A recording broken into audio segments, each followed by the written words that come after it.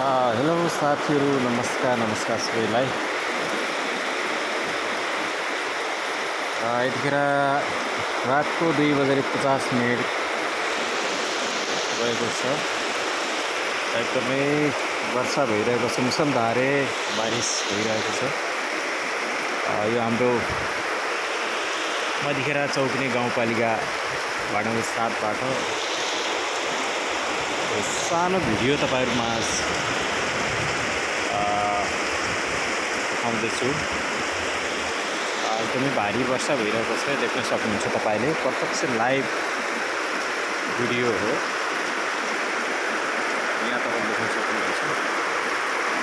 भारी वर्षा छ, एकदमै भारी वर्षा भइरहेको छ।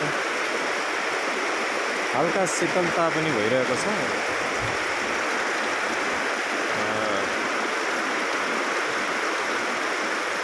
बारिस चाहिँ एकदमै राम्रो भइरहेको छ।